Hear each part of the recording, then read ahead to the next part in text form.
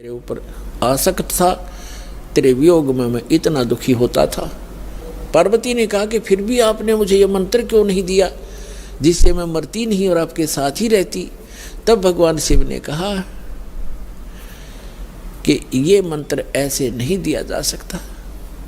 जब तक जिज्ञासा प्रबल ना हो इस मंत्र के बताने का कोई लाभ नहीं बताने वाले को, बल्कि पाप ही लगता है। अब जैसे एक सीप होती है जिससे मोती बनते हैं, एक जीव होता है समुद्र में, उसका ऊपर का जो बॉडी होता है वो बहुत सख्त होता है और छोटा सा सीप होता है, और वो जिस समय समुद्र के अंदर एक ऐसा वातावरण बनता है उसको प्यास लगती है और वो समुद्र के जल को ग्रहण नहीं करती, वो ऊपर आ जाती है सतह पर, पानी के ऊपर की सतह पर। और जब स्वाति नक्षत्र की ऊपर से कोई बूंद आसमान से उसके मुख पर गिर जाती है उस समय, तो उस बूंद से जब मुंह खुला हो सीप का, उसकी डिमांड होती है उस बूंद की, आसमान के पानी की बूंद की, और उसमें मुंह खुला हो और उसमें वर्षा हो रही हो, तो मुंह खुले हुए पर एक ही बूंद पर्याप्त है उसमें मोती बनाने के लिए।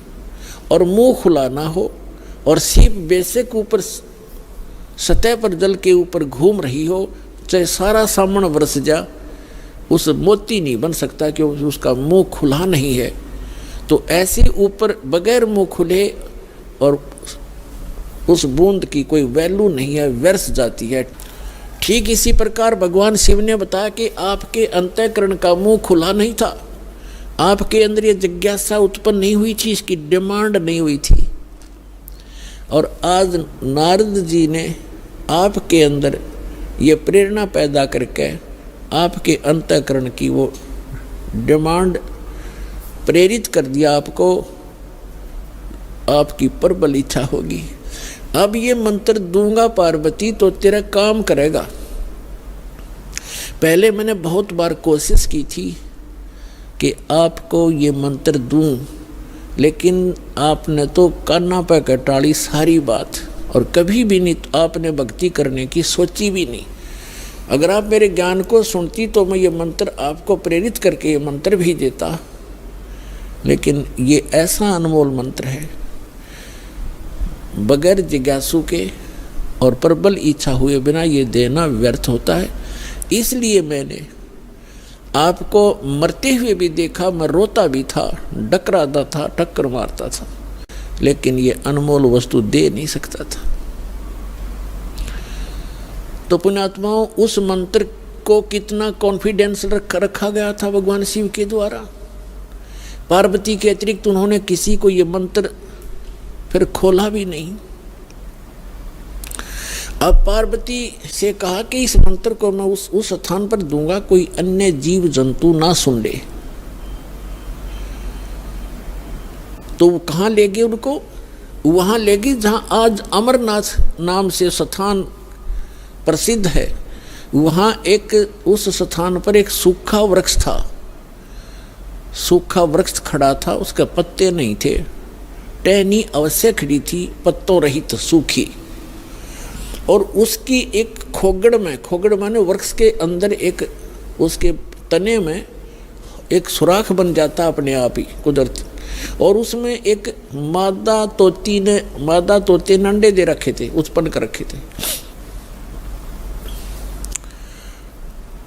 एक तोते के अंडे थे उसमें, क्योंकि अगर कोई हरे वृक्ष के नीचे बैठते हैं तो कोई ना कोई पक्षी भी आकर बैठ सकता था, दिखाई नहीं देता, इसलिए ऐसे सूखे वृक्ष के नीचे बैठे जाकर कि कोई पक्षी भी निकट आवेगा तो पता लग जाएगा। तो उससे पहले भगवान शिव ने अपने दोनों हाथों को ऐसे जोर से बजाया 3 बार, और इतना भयंकर नाद हुआ, आसपास के पक्षी और पशु सैकड़ों किलोमीटर दूर उड़कर चले गए, इतने भयभीत हो गए। और जो अंडे थे वो भी बच्चे बनकर उड़ गए। एक अंडा वो खराब था, डिफेक्टिव था, वो वहां रह गया। अब पुण्यात्माओं देखना, ये है कंप्लीट स्पिरिचुअल नॉलेज, ये संपूर्ण अध्यात्म ज्ञान है। अब आप देखते हो जैसे अस्थि उठाते हैं, अस्थि फूल उठाते हैं, जो हार्ड जीव के, मनुष्य के, स्त्री या पुरुष के जला दिए जाते हैं, शरीर को अंतिम संस्कार कर दिया जाता है शरीर का, उसके बाद उसके कुछ कण हड्डियों के बच जाते हैं, उनको फूल बोलते हैं, अस्थि बोलते हैं। उनको वहाँ से उठाया जाता है उस राख से, और कहाँ डाल के आते हैं? गंगा में, दरिया में। क्यों डालते हैं? ये तो एक बहकाने वाली बात है कि वहाँ गति करवाने जाते हैं। मरने के बाद जीव चला गया जहाँ जाना था, उन हड्डियों के कहीं फेंकने से, दरिया में डालने से गति होती है। उसका मूल उद्देश्य ये है कि जैसे हम जिस बॉडी में रहे हैं, ये शरीर हमने सबसे प्रिय है। इंसान कोई रोगी हो जाता है, रोग भयंकर होता है, उसमें बहुत इलाज करवाना पड़ता है, तो अपने मकान और ज़मीन को भी बेचकर इस शरीर को सुरक्षित रखना चाहता है। ये कितना प्रिय होता है। और इसको छोड़कर जब ये प्राणी जाता है, पहले ये ऊपर ले जाया जाता है, वहाँ तपस्शिला पर इसको भूना जाता है, इसके अंदर से गंध निकाल कर फिर इस जीव को फेंक दिया जाता है। ये आकाश मार्ग से आकर धर्मराज के दरबार में पंक्ति में खड़ा हो जाता है। इस प्रोसेस में इसको 10-12 दिन लग जाते हैं। इसलिए 13वें दिन ये वापस आ जाता है, जहाँ इसने गधा बनना है, कुत्ता बनना है, सूअर बनना है या भूत बनना है, उस लाइन में फिर लग जाता है। तो ये प्रेत बन जाते हैं अधिकतर। भूत पूज कर भूत बनेंगे, तो हम सब भूतों की पूजा ही करते थे। तो प्रेत बनकर आता है कहाँ? अपने घर में। घर से फिर अपने शरीर को खोजता है, मेरा शरीर कहाँ, उसमें प्रवेश करूं। फिर वो वहाँ से चलता चलता जाता है, क्योंकि एक फिल्म सी बनी होती है, वो फिर वहाँ जाता है जहाँ उसका अंतिम संस्कार किया होता है। तो वहाँ अगर वो अस्थि नहीं उठाई जाती है, तो वो जीव उन अस्थियों को चिपक जाता, मेरी है, ये मेरी है, उनका चिपका रहता वहाँ पर। और उन्होंने, जिन गुरुओं को ज्ञान तो था नहीं, उन्होंने सोचा कि ये अस्थि अगर यहाँ से उठा कर और कहीं फेंक आवें, दरिया में डाल दें, तो ये उस प्रेत का हाथ ना लगे, वो यहाँ चिपक कर ना बैठे इन शमशान घाट में, यहाँ गांव में ना रहे, कहीं और चला जा। इसलिए उसको उठाकर उनकी अस्थियों को जल प्रवाह कर देते हैं। वहाँ डालने के बाद फिर इसको पता ही नहीं लगता वो कहाँ गई। इनका ये उद्देश्य होता है कि वो वहाँ से जगह छोड़ जावे, उनकी खोज में उड़ा गंगा किनारे धक्के खाता रहे। तो पुण्यात्माओं, ये अस्थि उठाने की ये प्रक्रिया यहाँ से चली है। और इसे उठाओ या ना उठाओ, ये कोई फायदा नहीं, उसमें कोई लाभ या हानि नहीं है उस जीव को जो चला गया शरीर को छोड़कर बाद की क्रियाओं से। अब ऐसे ही जैसे आपको बहुत बार बताया है कि इस प्राणी को मानव शरीर 2 प्रकार से प्राप्त होता है। एक तो 84 लाख योनियों को भोग गए, एक टर्न वाइज एक मानव शरीर कंपल्सरी प्राप्त होता है। और दूसरे प्रकार का वो होता है जो शुभ संस्कारों से लगातार भी कई मनुष्य जीवन आपके पूर्व जन्म के पुण्य संस्कारों से हो जाते हैं। तो एक सुखदेव नाम के ऋषि हुए, फिर वो बाद में उनकी आत्मा 84 लाख योनियों को भोगती और तोते का संस्कार था उसका। अब तोते में उसका इतना ही संस्कार था कि उस गंदे अंडे में ही उसकी वो अंडा उसके निमित्त था वो अंडा। जैसे गर्भ में ही कई बच्चे मर जाते हैं, तो उनका उतना ही संस्कार होता है उस मनुष्य जीवन का। तो वो पूरा कर लिया उसने, एक मनुष्य जीवन, गर्भ में मर जाना, बाहर आते ही मर जाना, इस तरह। अब उसका संस्कार था इतना ही कि उस अंडे में उसकी आत्मा आई और अंडा गंदा हो गया। अब उसके बाद भी वो उसका चिपका रहा कि मेरा है, वो आत्मा वही रही और बाकी अंडे जो स्वस्थ थे भगवान शिव के अपनी जो धारणा से कि आसपास कोई अंडा हो वो भी स्वस्थ हो जाए, तो वो उस ताड़ी बजाने से अंडे बच्चे बनकर और पक्षी बनकर उड़ गए। अब वो संस्कार था उसका ऐसा ही निर्धारित था कि वहाँ भगवान शिव कथा सुनाएगा पार्वती को, और उसके संस्कार से फिर वो परमात्मा, क्योंकि कोई भी ज्ञान उपदेश दिया जाता है पहले सत्संग किया जाता है, तो भगवान शिव ने पार्वती को पहले उस अमर परमात्मा की कथा सुनाई कि कोई ऐसी शक्ति है, इनको वैसे ज्ञान नहीं लेकिन वेदों से जैसा इनको ज्ञान प्राप्त हुआ तो ये बता रहे थे कि पार्वती उस परमात्मा की भक्ति करनी चाहिए, उस भगवान की भक्ति से जीव का मोक्ष होता है। और मानव शरीर, इन देवताओं को भी ये मानव शरीर माना जाता है, और मानव शरीर ये भगवान की साधना उपासना के लिए ही प्राप्त होता है। और फिर वो बताने लगे कि ध्यान लगाओ, मैं बताता जाता हूँ, जहाँ टारगेट मैं आपको बताऊँ आपकी सुरती वहीं पहुँचे।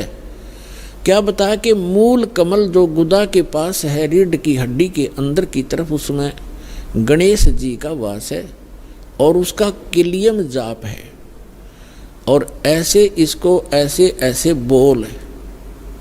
फिर बताया कि उससे 2 उंगल ऊपर सावित्री और ब्रह्मा जी का कमल है, उसका ये मंत्र है। फिर बताया शरीर के इसके ऊपर नाभि कमल है, उसमें विष्णु और लक्ष्मी का वास है, और वहाँ पर ये मंत्र है जो आपको दिए जाते हैं, इनको जाप करो। उसके बाद फिर हृदय कमल है, उसमें महादेव और पार्वती का स्थान है। अपनात्माओं, ये लीला आपको बहुत देर से समझ में आओगा। ये ज्ञान आपको पहले भी बताया है कि ये काल क्या लीला करता है। ये एक ब्रह्मांड के सर्वोपरि शिखर में, चोटी में, वहाँ 3 स्थान बनाकर रहता है, और वहाँ 3 ही रूप धारण कर लेता है, और वहाँ इस दुर्गा के ये 3 ही रूप बनाकर अपने साथ रखता है। जैसे एक रजोगुण प्रधान नक्षत्र है, उसमें स्वयं ये चतुर्मुखी रूप धारण करके और लक्ष्मी को पार्वती रूप बना, सावित्री रूप बनाकर अपने साथ रखता है। एक सतोगुण प्रधान नक्षत्र है, उसमें ये स्वयं विष्णु रूप धारण कर लेता है और लक्ष्मी को और उसको दुर्गा को लक्ष्मी रूप में रखता है। और तीसरा वहाँ पर एक तमोगुण प्रधान नक्षत्र है, उसमें ये स्वयं अपना शिव रूप धारण करके, जैसा शिव आप देखते हो, और उसके 5 मुख हैं, उसके शिव के भी 5 मुख हैं। वहाँ पर जब ये बनाता है वो 2-1 भी रख लेता है, ऐसा इसकी लीला है। तो वह 10-10 भी मुख बना सकता है ये, वहाँ 10-1000 तक ये मुख बना सकता है ये काल। तो वहाँ ये शिव रूप में रहता है और दुर्गा को पार्वती रूप में रखता है। तो जो हमारे कमलों के अंदर जो हमने जो दिखाई देंगे देवता, वो वही उसी का रिफ्लेक्शन दिखता है। और वहाँ के इन स्थानों के इंचार्ज ये इनके पुत्र होते हैं, जहाँ इनके कार्यालय हैं, जैसे शिवपुरी है, विष्णुपुरी है, ब्रह्मापुरी है, ये अलग हैं, और वहाँ पर रिफ्लेक्शन उसका ही आता है। और वहाँ जो जीव इस मंत्र की साधना करते हैं, उनकी साधना का अकाउंट ये इसके पुत्र रखते हैं। जैसे हम ब्रह्मा जी और सावित्री का जाप करते हैं, तो वो अकाउंट इनके पास जाएगा, अकाउंट यही रखेंगे ये ब्रह्मा विष्णु महेश ही अलग से। तो पुण्यात्माओं, ये PhD का मार्ग है, धीरे धीरे आपको समझ में आएगा। तो यहाँ शिव बता रहा है कि हृदय कमल में शिव और पार्वती का स्थान है, इसके ऐसे 12 पंखुड़ियाँ हैं, इसका ये मंत्र है। फिर कंठ कमल में देख, ये दुर्गा का स्थान है, और इसमें इतने कमल हैं, 16 कमल, 16 पंखुड़ी हैं, और इसका ये मंत्र है। तो ऐसे जब वो जाप करती हुई जा रही थी, फिर कहा कि त्रिकुटी में की तरफ चलो पार्वती। अब जो ही वो ऊपर को उठी, यहाँ से समाधिस्थ हो गई वो, क्योंकि पुण्यात्माएं जो होती हैं उनका शरीर एक बहुत कोमल होता है, उनमें इतने विकार नहीं होते जैसे हम कलयुग में आ गए। सतयुग में क्या था, सतयुग में प्रत्येक व्यक्ति कोई भी था, जन साधारण भी और ब्राह्मण गुरु भी, उनकी समाधि तुरंत लग जाया करती थी, क्योंकि शरीर इतना पिछले पुण्य संस्कारों से इतना कोमल होता था, इतना स्वच्छ होता था, अंदर से सब नसें सब वो उनका साफ होता था, बहुत आसानी से समाधि लग जाती थी। तो ऐसी वो देव स्वरूप शरीर था पार्वती का, तो स्वयं उनका एकदम समाधि लग गई। वो अंदर सुरती उसकी कमलों में चली गई और उन कमलों में घुसकर वो नज़ारा देखने लगी।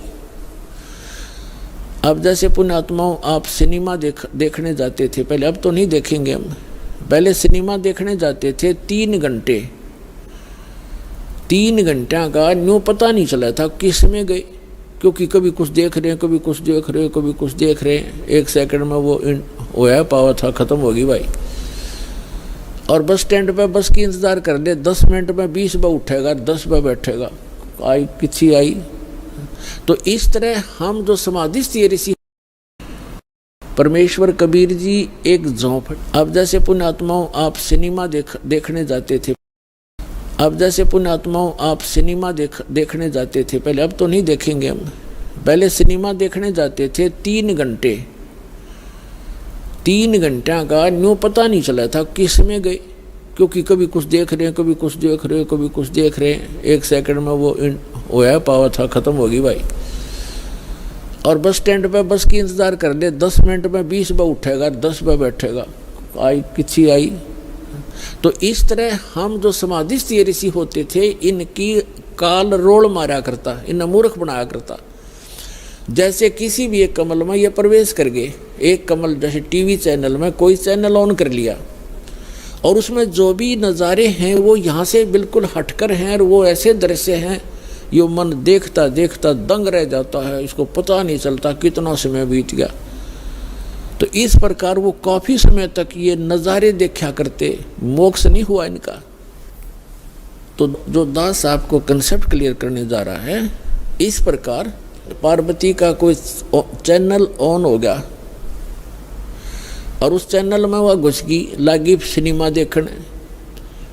अब जब सुरती चली जाती है दूर तो आभास शरीर को नहीं होता। जैसे हमने कई बार देखा कि बातें कर रहे होते हैं बस स्टैंड पर, और कुछ जो हमें नहीं ज़रूरत जिन व्हीकलों की, जैसे हम इंतज़ार कर रहे हैं बस की, अरे कोई ट्रक आ गया और उसके हमारे पास से गुजर गया हॉर्न देता हुआ, हमें पता भी नहीं वो हॉर्न कब देकर बजा के चला गया। हम इतने उन बातों में मगन हो गए, इतनी सुरती हमारी वहाँ से हट गई। तो ऐसे पार्वती की सुरती हट गई और शिव जी बता रहे थे कि ऊपर देखो मूल कमल में आपको ऐसे दिखाई देगा, हृदय कमल में ऐसे दिखेगा। तो पार्वती की समाधि लगी, किसी कमल में पहुँच गई, वह घुस गई उसमें, वह सैर सपट्टे कर रही। उधर से वो गंदा अंडा जो था तोते का, वो स्वस्थ हो गया भगवान की चर्चा सुन के, और एक महापुरुष के मुख से वो जल्दी असर करती है। तो उसी समय वो स्वस्थ होकर अंडे से बाहर निकल कर बच्चा भी बन गया तोते का। और वो तोता फिर भगवान शिव बता रहे हैं कि ये मंत्र जाप करो, इसको ऐसे ऐसे जाप करो, किलियम जपो गौरा, सुन मंडल में पहुँचा बोरा। इस पर काफ़ी लंबा प्रकरण है, फिर बताएंगे।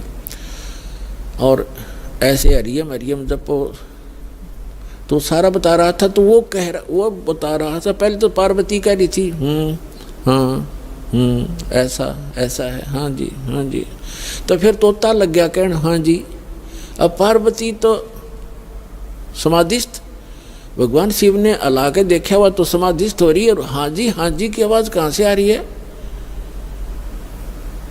तो जब उसने देखा कि अवश्य यहाँ कोई व्यक्ति है, इधर उधर देखा तो तोते ने सोचा है भी वो शिव जी पकड़ेगा, तेरी टिटवी दाबेगा। अब वो उड़ लिया, तोता वहाँ से उड़ लिया फर्र दे ही करके। अब शिव जी ने देखा कि इसने मेरा मंत्र प्राप्त कर लिया, और तोता बड़ा बदमाश होता है, यो कितना बोल लेगा इसने। और ये ऐसे बताने से किसी व्यक्ति के हाथ लग गया, जैसे ये राक्षस क्यों बन गए, जो साधना करते थे मर्यादा तोड़ गए, सब विकार करने लगे और उस भक्ति की से उसमें सिद्धियाँ उतनी ही आ गई जो देवताओं में थी, लेकिन उनके कर्म बिगड़ गए तो वो बराबर की शक्ति युक्त हो गए और दुखदायी एलिमेंट बन गए। इसलिए इन मंत्रों को अभी तक हम गुप्त रखते हैं कि एक आम जो बगैर किसी अधिकारी के इसको दिया नहीं जा सकता, यह हानि कर सकता है, फिर आम समाज के लिए भी दुखदायी बन जाता है। तो ये कारण था कि जनसाधारण कहते हैं भाई ये मंत्रों को तुम्हारे गुरुजी गुप्त क्यों रखते हैं। अब उनको क्या पता, जगत को भगत की मर्यादाओं का ज्ञान नहीं होता, तो श्रेयाम सार्वजनिक क्यों नहीं करते, वो सबको क्यों नहीं बताते। कोई बात है, अब आपके पास 20 लाख रुपये हैं तो बांट देना सबको, खड़ा होगा गली में बांट दे, 10-10 रुपये, 100-100, 500, 1000-1000, जब तेन कहेगा कौन से बेटे ने दूँ, जो सा ठीक ठाक रखे, खराब ना कर दे। तो ये एक अनमोल धन है, ऐसे नहीं बांटा जाता। तो भगवान शिव पीछे पीछे और तोता आगे आगे, दोनों में सिद्धि, उस मंत्र से वो भी मंत्रित होकर के सिद्धि युक्त हो गया और वो भाग लिया। आगे तोते का शरीर छोड़कर वेद व्यास की पत्नी ने जमाई ली, उसके माध्यम से वो सूक्ष्म रूप से गर्भ में पहुंच गया। और जब उनका मिलन हुआ पति पत्नी का, तो उस समय उसने उसमें बॉडी धारण कर ली वेद व्यास और उसकी पत्नी से और गर्भ में रहा। तो भगवान शिव आए पीछे पीछे और कहा कि पार्वती, वो व्यास की पत्नी, तेरे पेट में मेरे ज्ञान का चोर है, मैं इसने मारूंगा। तो उसने कहा कि क्यों मारोगे, क्या गुस्ताखी कर दी, यदि कोई जीव, मुझे तो मालूम नहीं, आप तो अंतर्यामी हैं भगवान, आपने को पता होगा क्या बात होगी कि इसने मेरा अमर मंत्र चुरा लिया, सुन लिया और ये अमर हो गया और कहीं ये किसी और को बताओगा, इसलिए मैं इसने खत्म करूंगा, मारूंगा। तो व्यास की पत्नी कहने लगी, बोले नाथ, एक तरफ तो आप कहते हो ये अमर हो गया, अमर हो गया तो आप मारोगे कैसे इसको। तो शिव जी वहां से आ गया, भाई बात तो ठीक है, गर्भ में ऐसे साधक को हानि नहीं पहुंचा सकता, जो पूर्व जन्म के कुछ संस्कारी होते हैं वो गर्भपात से मरण नहीं होता उनका। और फिर व्यास जी और उसकी पत्नी भी साधक थे, तो साधक को कोई भी देव जो हानि नहीं पहुंचा सकता। तो भगवान शिव वापस आ गया। अब कहने का भाव ये है दास का कि पार्वती जी को वो मंत्र मिला भगवान शिव से, कहाँ, जहाँ पर आज हम एक अमरनाथ का मंदिर मानते हैं, अमरनाथ मानते हैं और वहाँ अपने कल्याण के लिए हम वहाँ दर्शनार्थ जाते हैं कि हमारा मोक्ष हो जाएगा। अमरनाथ पर जाने से नहीं, अपने आत्माओं वो मंत्र से मोक्ष हुआ पार्वती का, उस अमरनाथ से नहीं। अमरनाथ एक स्थान है जहाँ पार्वती जी को वो अनमोल मंत्र प्राप्त हुआ था। अब इस दास के पास वो कंप्लीट स्पिरिचुअल नॉलेज है, वो अमर मंत्र है। ये अमर मंत्र जो भगवान शिव ने पार्वती जी को दिया, ये तो इतना अमर है, जब तक शिव रहेगा पार्वती की मृत्यु पुनः नहीं होगी। और एक दिन पार्वती भी मरेगी, शिव भी मरेंगे, ये अविनाशी नहीं है। श्री इसका प्रमाण है श्री देवी भागवत 3रा स्कंद सचित्र मोटा टाइप 3रे स्कंद में गीता प्रेस गोरखपुर से प्रकाशित के 123 पृष्ठ पे भगवान विष्णु स्वयं कहते हैं, अपनी माता की स्तुति करते हैं दुर्गा की, तुम शुद्ध स्वरूपा हो, ये सारा संसार तुम्ही से उद्भासित हो रहा है, मैं ब्रह्मा और शंकर आप ही के कारण हम वर्तमान हैं, और हमारा तो आविर्भाव माने जन्म और त्रोभाव माने मृत्यु हुआ करता है, हम अविनाशी नहीं हैं। अपने आत्माओं, जैसे इस दास से मंत्र आप जी को बरवाला के पुराने आश्रम में मिला है, तो उसके लिए वो पुराना आश्रम अमरनाथ है जहाँ वो मंत्र मिला आपको। अब उस बरवाला आश्रम में माथा टेकने तो नहीं, उस मंत्र के जाप करने से आपका मोक्ष होगा। और वो मंत्र आपको ये दास कहीं भी मिल जावे, जैसे घर घर जाया करते थे हम, वो घर में मंत्र देते थे, तो उनके लिए वो स्थान है वो अमरनाथ, जहाँ ये मंत्र मिला था। उस अमरनाथ उस अमर मंत्र के मिलने वाले स्थान से मोक्ष नहीं, चाहे मत्था टेको चाहे ना टेको, उस मंत्र के जाप से मर्यादा में रहते हुए साधना करने से आपका मोक्ष होगा। जैसे पहले हम नगर नगर में जाकर सत्संग करने लगे थे और वहाँ टेंट लगाया करते थे, भट्ठी बनाया करते थे मिट्टी ग्राउंड में, ईंटों की मट्टी भट्ठी बनाकर हलवा खीर बनाते थे और सत्संग करके हम अगले स्थान दूसरे शहर में चले जाते थे। तो जैसे हम एक बार करनाल के अंदर सत्संग करके चले गए, हम चले गए हिसार में आ गए, तो जिस भक्तों ने वहाँ नाम लिया था तो उनके लिए वो करनाल का वो मैदान अमरनाथ है। लेकिन अगर कोई उस बाद में कोई व्यक्ति यूं कहे कि चल आपको वहाँ वो स्थान दिखा कर लाता हूँ जहाँ पर रामपाल महाराज का सत्संग हुआ था, तो वहाँ क्या दिखा कर लाएगा बाद में? जहाँ भट्ठी पड़ी थी ईंटों की यूजलेस, हमने काम सारा कर लिया था, हम आगे चले गए। अब उन भट्टियों को देखने से, जैसे हम वहाँ ये सत्संग जहाँ हो रहा हो और ये दास जहाँ उपलब्ध हो, तो वहाँ भक्त हों, वहाँ पर खीर भी मिलेगी, हलवा भी मिलेगा और ये अनमोल ज्ञान भी सुनने को प्राप्त होगा। अब यदि कोई व्यक्ति कहे कि चल आपको वो स्थान दिखा कर लाता हूँ जहाँ सत्संग हुआ था, वहाँ जाकर क्या दिखावा, देख यहाँ तो खीर बनी थी, यहाँ हलवा बना था, यहाँ बैठ कर नाम दिया था, तो वहाँ ना तो वह खीर ना हलवा, सूखी भट्ठी है, उन्हें 6 पे माथा टेका हो जाए, तो वह चीज़ तो यहाँ मिलेंगी जहाँ दास उपलब्ध है। अब ये बरवाला के अंदर है वो भट्ठी, वो खीर भी, हलवा भी और अनमोल मंत्र और ज्ञान भी।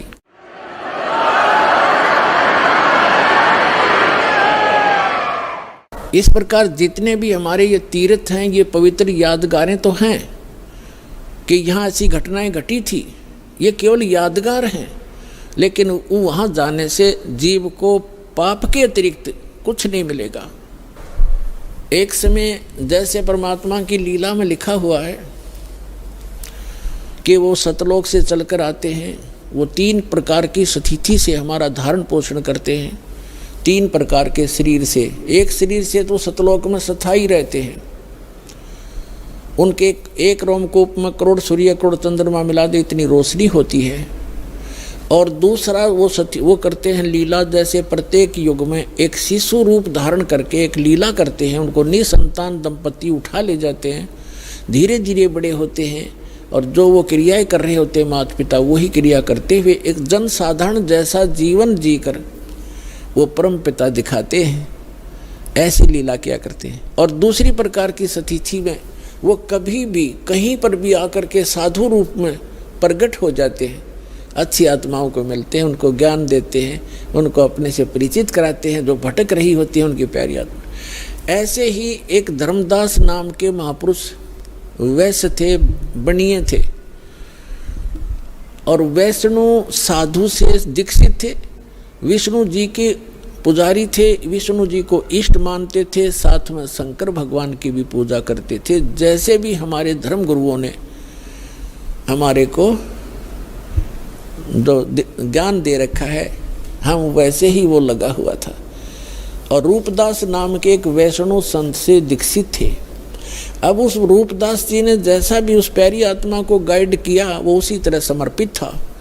उसने बता रखा था रूपदास जी ने कि 68 तीर्थ करने चाहिए, अमरनाथ 4 धामों को भी अवश्य वहाँ जाना चाहिए, एकादशी का व्रत करो, हरे राम हरे कृष्ण और भोलेनाथ शंकर भगवान का इसका जाप करो, ओम नमः शिवाय आदि। तो ये मंत्र जाप करता था। और तीर्थ भ्रमण के लिए वो चले वहाँ से। जब भगवान उनको मिले उस समय लगभग 80-82 वर्ष की उम्र थी, 85 वर्ष की उम्र थी धर्मदास जी की। तीर्थ यात्रा पर गए हुए थे मथुरा के तालाब में, जहाँ भगवान, जैसा कि हमारे धर्मगुरुओं ने बता रखा था कि यहाँ श्री कृष्ण गौ चराया करते थे, इस सरोवर में नहाया करते थे, गौओं को पानी पिलाया करते थे। तो उस श्रद्धा से सभी वहाँ उस तीर्थ पर जाते हैं और फिर गिरिराज के चक्कर लगाते हैं। अपने आत्माओं, ये भोली आत्मा ये तो कहती हैं कि रामपाल तो हमारे देवी देवताओं को, धार्मिक तीर्थों को जो है सब अच्छे नहीं बताता। अब विचार करो, जिस गिरिराज यानी गोवर्धन पर्वत की आप महिमा गाते सुनाते हो, उसकी लीला क्या है। जैसे धर्मदास जी को परमात्मा मिले, फिर उनसे पूछा कि आप, ये लंबी वार्ता है, समय थोड़ा है, लेकिन आज जो दास बताना चाहता है कि तीर्थों पर और इन ऐसे यादगार स्थानों पर जाने से जीव का मोक्ष नहीं और केवल पाप ही होते हैं, पुण्य नहीं। क्योंकि पुण्य तो इसलिए नहीं कि शास्त्र, वो श्रीमद् भगवद गीता में वर्णन नहीं उसका, और जो शास्त्र में वर्णित साधना नहीं है, वो अध्याय नंबर 16 के गीता के मंत्र 23 में स्पष्ट ही कर दिया है कि शास्त्र विधि को त्याग कर जो मनमाना आचरण करते हैं उनको कोई लाभ नहीं होता, ना सुख होता, ना गति होती, और ना ही उनको कोई सिद्धि प्राप्त होती, यूजलेस। तो धर्मदास जी को परमात्मा एक जिंदा महात्मा के रूप में मिले। पहले तो तालाब में नहाए, फिर विष्णु जी की एक मूर्ति सालिग्राम था, उसको नहाया धोया, नए कपड़े पहनाए, पुराने कपड़े धो कर सुखा दिए भगवान के। फिर धूप दीप दे करके उसको जो ऐसे धूप धाप दे कर लग गया गीता का पाठ करने। परमात्मा निकट सी बैठ के 20-30 फुट की दूरी, 50 फुट की दूरी पे, और ध्यान से सुन रहे हैं, जैसे बहुत अच्छा लग रहा है। धर्मदास जी ने भी उस दिन एक अध्याय करा करता पाठ था, उस दिन 4-5 मोटे मोटे से 4-5 अध्याय सुना दिए। ये जान करके ये सामने बैठा एक मुसलमान हमारे धार्मिक ग्रंथ ज्ञान से कितना प्रभावित है। जब सारा कुछ सुना लिया, जो भगवान निकट आकर बैठ गए और कहा, हे महात्मा जी, मैं भटकी हुई आत्मा हूँ। देखो पुण्यात्माओं, हमारे पिता ने हमारे तक पहुँचने के लिए कितना कैसे छिद्र करने पड़ते हैं, क्योंकि काल ने हमारी इतनी बुद्धि खराब कर दी इस गलत ज्ञान से, और यह झूठे सुख में इतने रंग दिए। ब्रह्मा विष्णु महेश को इष्ट मानकर हमारी पूजा में, इनकी पूजा में दृढ़ कर दिए। तो अपने आप को एक दास कहते हैं, अज्ञानी कहते हैं, और उस जीवात्मा को विद्वान कहते हैं, महापुरुष कहते हैं और महाराज कहते हैं, क्योंकि वो वैष्णव परंपरा से दीक्षित हो गया था और चौथे आश्रम में चल रहा था, संन्यास ले चुका था लगभग, यानी संन्यास का मतलब भगवान की भक्ति में ही ज़्यादा रहता था। तो उसको कहते हैं भगवान के, हे महाराज जी, मुझे कुछ ज्ञान सुना, आपका बहुत अच्छा ज्ञान लग रहा था मुझे, लेकिन मैं समझ नहीं पा रहा था। तो फिर लगा धर्मदास जी ने बताया कि 68 तीर्थ करने चाहिए, राम कृष्ण का जाप करना चाहिए, ओम नमः शिवाय का जाप, यानी भगवान शिव की भक्ति करनी चाहिए। तो भगवान ने कहा कि मुझे आप अपना दीक्षा दे दो, मुझे, मैं कुछ भक्ति कर लूँ। तो धर्मदास जी ने कहा कि मैं दीक्षा देने का अधिकारी नहीं हूँ, और ऐसे कोई दीक्षा देने से कोई लाभ नहीं होता। मैं आपको अपने गुरुजी रूपदास जी से मिला दूंगा, आप उनसे दीक्षा ले लेना। और बगैर किसी आज्ञा से, अधिकारी से, ना दीक्षा लेने वाले को लाभ, देने वाले को पाप गणा। मैं नहीं कर सकता ऐसी गलती। तो तब तक परमात्मा ने कहा कि मेरी कुछ शंकाओं का समाधान कर दो, ताकि मैं आपके गुरुजी के पास जाकर दीक्षित हो सकूं। ये क्या बताने लगा धर्मदास के, हम कोई जीव हिंसा नहीं करते, हम कोई जीव हिंसा नहीं करते, हम तो वैष्णव साधु हैं, हम मांस वास नहीं खाते। तो परमात्मा ने कहा कि देखो, आप यहाँ क्या क्रिया की आपने, कि गिरिराज का एक पूरा चक्कर लगाया मैंने, इस गोवर्धन का चक्कर लगाया है, और आज यहाँ रुका हूँ और इस भगवान के ये धाम है, ये तीर्थ है मथुरा का, इसमें स्नान किया है। इसमें स्नान करने से बड़ा पुण्य होता है, बड़े इसमें लाभ होता है, मोक्ष होता है, और गिरिराज का जो चक्कर लगाने से जीव का कल्याण होता है।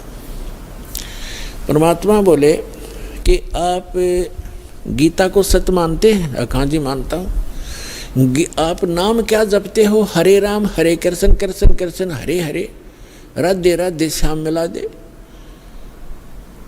क्या ये मंत्र गीता जी में है कि नहीं? जो गुरु मंत्र दे दे उसी से लाभ होगा। गीता अध्याय नंबर 16 के श्लोक नंबर 23 में लिखा है कि शास्त्र विधि को त्याग कर, आप ही पढ़ रहे थे अभी, भगवान ने कहा जो मनमान आचरण करते, अपनी मनमुखी जो मंत्र जाप करते हैं वो यूजलेस है, ना उनको सुख होता है, ना कोई गति होती है, ना उनको कोई सिद्धि प्राप्त होती। आप तो गीता को पढ़ते हो, करते हो इसके विपरीत हो, आप विधान तोड़ रहे हो। और गीता का ज्ञान किसने बोला? महात्मा परमात्मा ने कहा कि श्री कृष्ण जी ने बोला। अच्छा, श्री कृष्ण श्री कृष्ण कौन है? कि विष्णु जी। विष्णु जी की मृत्यु होती है कि नहीं? वो तो अजरो अमर है, वो परमात्मा सर्वशक्तिमान है। अच्छा, गीता जी का ज्ञान दिया, श्री विष्णु कहो चाहे श्री कृष्ण कहो, आपके शब्दों में। हाँ जी, हाँ जी। तो गीता अध्याय नंबर 4 के श्लोक नंबर 5 और 9 में आप ही पढ़ रहे थे। ये खुद कहता गीता ज्ञानदाता कि मेरे और तेरे अर्जुन बहुत जन्म हो चुके, तू नहीं जानता, मैं जानता हूँ। दूसरे अध्याय के 12वें श्लोक में आपने पढ़ा, यानी परमात्मा ने ये संकेत में बताया कि अभी आप पढ़ रहे थे, वो खुद कह रहा है कि मेरी जन्म मृत्यु होती है। ये 10 श्लोक बता रहा है आपको। और 10वें अध्याय के दूसरे श्लोक में कहा कि मेरी उत्पत्ति को ना ये देवता जानते।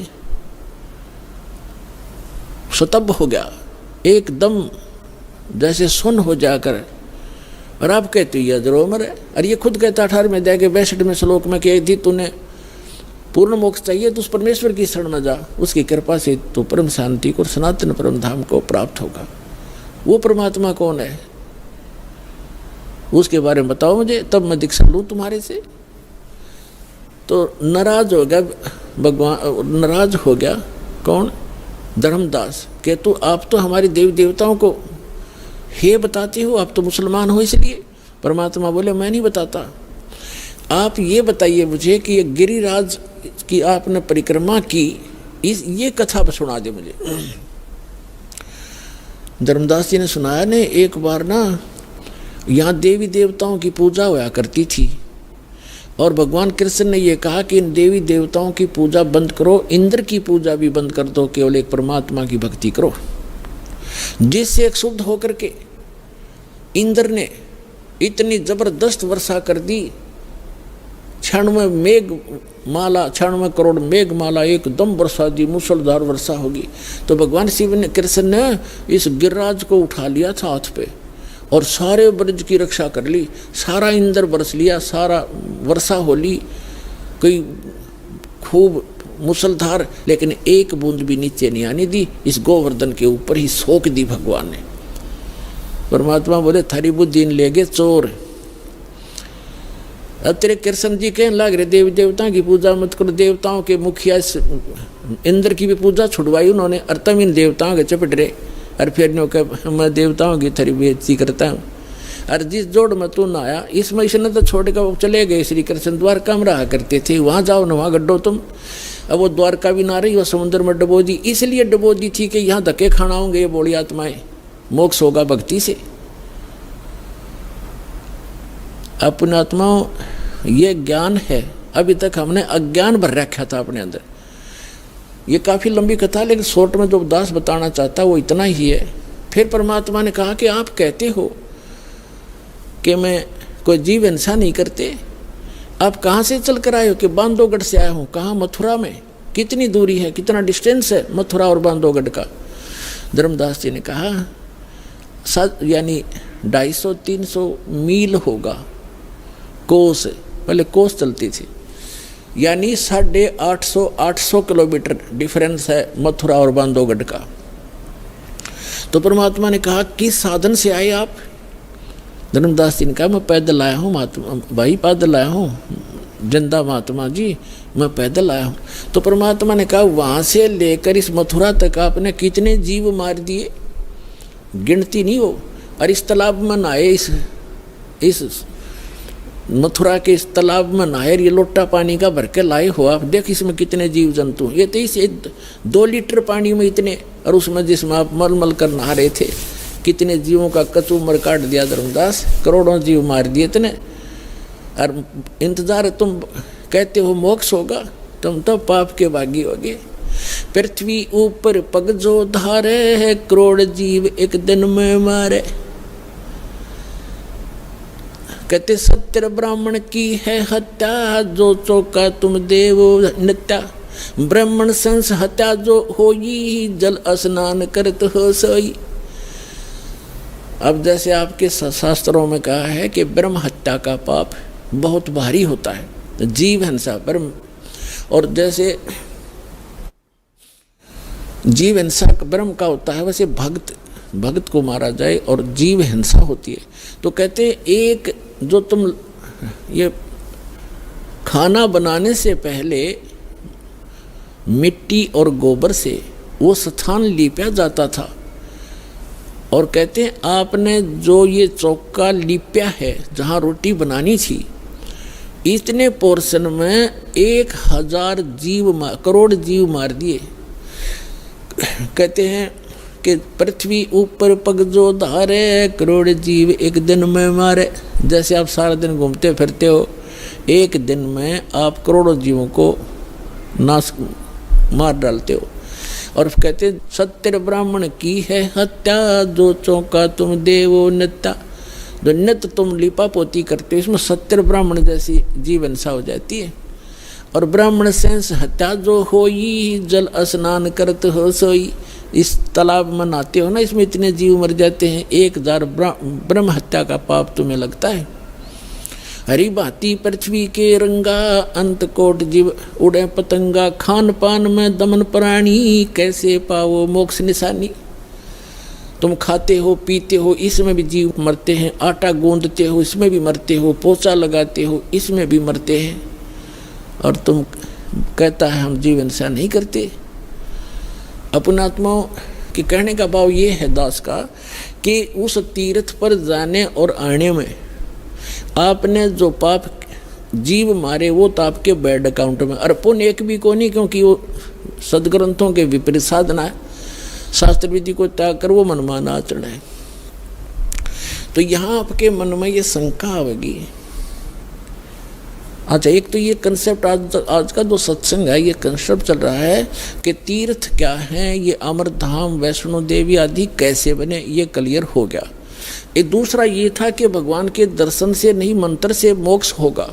जैसे भगवान, जैसे आप श्री कृष्ण जी, श्री विष्णु जी और श्री भगवान शंकर जी को भगवान मानते हो, जैसे पार्वती से ज़्यादा दर्शन शिव के कोई नहीं कर सकता। वह तो उसकी धर्मपत्नी थी, अर्धांगिनी थी, सबसे ज़्यादा दर्शन वो एक कराया करती, लेकिन मोक्ष नहीं था। उस मंत्र से मोक्ष हुआ। भगवान खुद वो परम अक्षर ब्रह्म 120 वर्ष तक भारतवर्ष की पृथ्वी पर काशी के अंदर रह कर चले गए, और करोड़ों व्यक्तियों ने दर्शन करे, लाखों ने। मोक्ष नहीं हुआ, क्योंकि उनको वो मंत्र प्राप्त नहीं हुआ। उस योग्य वो हुए नहीं कि जिससे वो मंत्र प्राप्त कर लेते, जिससे मोक्ष होना था। तो वो मंत्र और वो समय अब आ गया पुण्यात्माओं। अब ये वो कलियुग का धन है आपके माता पिता जिनसे आपका जन्म हुआ, ऐसे समय में जो परमात्मा ने पूर्व निर्धारित किया हुआ था। अब वो समय आ गया है, वो कंप्लीट कोर्स आपको प्राप्त होगा, और इस मंत्र से मोक्ष होगा जो आज दास के पास उपलब्ध है। इसको प्राप्त करो और अपना कल्याण करो।